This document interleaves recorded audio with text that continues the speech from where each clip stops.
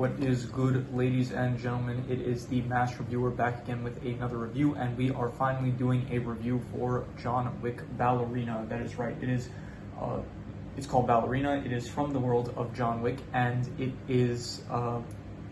We'll get into it. I watched it finally after reviewing all the John Wick movies. I finally got to this one, and so let's just start off. Let's say with the plot. So the plot is basically you have a girl named Eve Macaro, who her father is killed when she is very young by a tribe that he was part of, and then she ends up getting recruited by the Ruska Roma. She becomes an assassin, and then the movie is her out for revenge on the tribe's leader, the Chancellor, for killing her father. So as a plot, I would say this is probably I would say it is 6 points. I'll say between a 6 to a 6.5. I'll be generous and give it a 6.5. I'll say it was a good plot. It was pretty basic. Like, there really isn't. It's a standard revenge plot. It's nothing like too out there really. It's kind of like similar to, I guess, the first. Not really similar to the first John Wick movie. That was like a pretty straightforward plot, but it was mainly because John's dog got killed and his car got stolen. So this is like more so of that was like a very straightforward revenge plot because it like happened in the same week, like he was out for revenge. This one is like over the course of like many years and stuff, this movie. So in terms of the plot, I'm just going to give it a 6.5. I thought it was good. I thought it worked for the movie. And yeah, let's move on to the characters. So you have Ana de Armas playing Eve Macaro. She is one of my favorite actresses. I liked her a lot. She was in she was in No Time to Die recently, which I covered. She was in The Gray Man, which I always forget. She was in War Dogs, one of my favorite movies. She was also in Blade Runner 2049. Every movie that she was in that I remember her in, she was good. And this movie, she also did a good job as the lead. She plays this assassin who's pretty similar to John Wick, and as like very kind of blunt, very straightforward, not having a presence, I guess, in a lot of the scenes that she's in. And yeah, I thought she played a good protagonist well. She did a good job as the protagonist. Once again, you have Winston returning, Ian McShane returning as Winston. All the scenes with him were good. You have Sharon, which he was back as well. Lance Reddick, sadly he died, I think, last year. So I think this was filmed before his death, similar to John Wick Chapter 4, where all the scenes with him were filmed also before he died. You also have Keanu Reeves returning as John Wick because he is also in the film, which I was wondering before going into it how much like they would incorporate these kind of characters like John Wick, Winston, Sharon, and they're not like a big focus in the film, which I thought was good. Like, they definitely it doesn't feel like a John Wick film, which I guess is good. That's like what you want it to be like. It feel like a standalone story and not just like piggybacking off of John Wick. It does feel like it incorporates the characters well into the movie, and yeah, John Wick specifically, it's very cool to see him where it's like you do see like glimpses of him. This is all taking place during the events of Chapter 3. It's kind of weird because it takes place during the events of Chapter 3. You do see the scene where it's like John Wick speaks with the director from Chapter 3, but then afterwards you don't see him until at the end of the movie, where it's like he was contracted by the director to kill Eve. So I'm assuming this takes place like immediately after Chapter 3, like it takes place during Chapter 3, and then afterwards, by the end, it's taking place, I guess, after Chapter 3, where John, he falls off the roof, and then he's fully healed, and then this is like right before Chapter 4, where he's like training to go against the High Table and stuff. So, which is kind of weird because I'm assuming he would still be in excommunicado at this point. I'm pretty sure he was at the end of Chapter 3. Actually, no, maybe he only got out of excommunicado when he killed the one above the table, so maybe that's the reason why they were able to contact him. Anyway, so yeah, they all did a good job. Other than them, you have the Chancellor. He was a pretty good villain of like running this cult thing. I will say the cult, I did think they could have like maybe shown a bit more of like them being evil, because like they are like a cult, but then first of all, I don't think we get a name for the cult. It was called like I forgot the name, but it's like it takes place. The cult is like the name of the town that it's in or something like that. I kind of wish they said like they hunt for sport. I kind of wish we saw a bit more than that. So yeah, if they had shown more of that, that would have been good. But yeah, other than that, you have Frank, the guy that he bought guns at. He was in like one scene. He was good. Who else? Anyone specific? Oh, you do have Javier Macaro, who was the father of Eve Macaro, and he was played by David Castaneda, who plays Diego from The Umbrella Academy. So I like that actor. He's a good actor, and it was a very nice surprise to see him in this movie as Eve Macaro's father. I think he did a great job in the role. Other than that, you do have Daniel Pine. He was also good. I liked it. The bit that he was in. He was in like the middle of the sorry, dropped something. He was in the middle of the movie, and then he ended up getting shot. But then he does end up. We see at the end of the movie that he is fine. So yeah, he was good. So in terms of the characters, I will say I'll give it like a I'll give them all like a 6.5. I'd say all the characters were good. None of them were bad really per se. It's just I wouldn't say any of them got to like I don't know. There were characters in like previous John Wick films that I would say are like better, like Kane. He was the Marquis King. Who else? I don't know, Santino, Vigo. Like there are characters in other films that I guess maybe it's because like they're more memorable to me because I've seen other films like multiple times. But yeah, I'm just gonna give the characters a 6.5. Good. In terms of the setting, I will give the setting a. I didn't like the settings as much as like chapter 3 or 4, where it's like you got to see France and Osaka and like a lot of the very nice New York, like rainy skies, and not rainy skies, but like rainy cities and stuff. You did see like Prague was very nice. I like that a lot. And you did see a lot of like snow areas towards the end in the second half of the movie, I guess, when Eve ends up going after the Chancellor. So, and you didn't really see a lot of snow up to this point, except for like in chapter 4 a bit when Winston and John talk at Sharon's grave.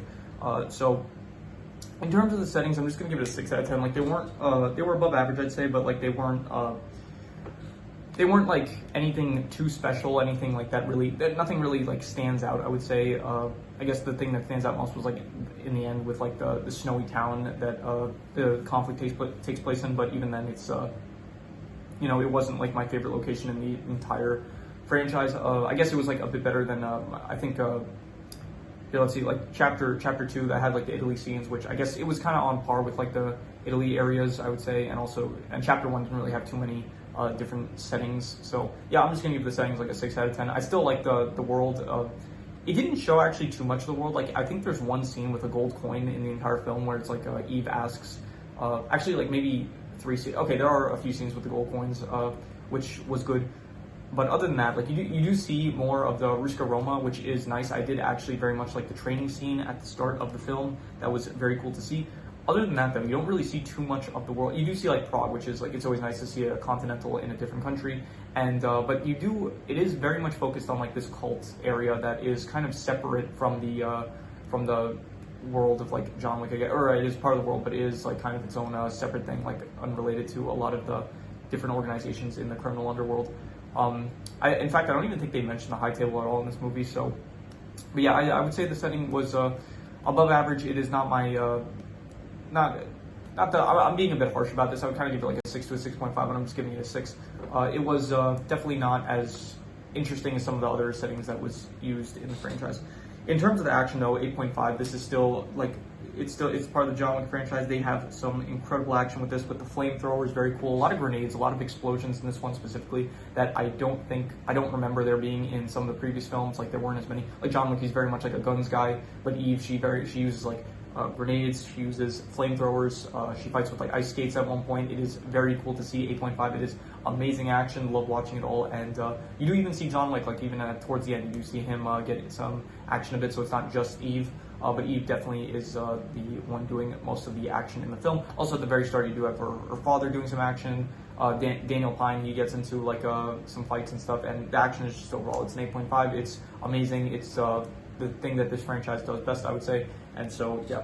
Moving on to suspense, I will give the suspense, I will say a 7 out of 10. I would say the suspense was pretty good. It was definitely, there were moments where it's like, it did feel, okay, so Eve very much feels like she's not on the same level as John Wick at all. Like it's very much established, like in the movie, like she is definitely not of the caliber of John Wick. And then when you do see her fight Wick towards the end of the film, it's like it's very easy that like he's like that's here. I'll talk about the fight a bit now. The fight between John and Eve, it's I liked a lot, and I liked how it showed like, okay, it's very cool because you have like John Wick, who up until this point in the franchise, he was the main protagonist. So to have now a movie where it's like you can use John Wick, this character that's been established to be this absolute force of nature that cannot be defeated by any assassin. So to have him be the one that like is contracted to kill Eve, and it's like it's just when they fight, it's like it's very clear like he could kill her at any point, but he's choosing not to because that's just his character. So I liked a lot that they used him as like the one to end up. He was the one that was like contracted to kill Eve.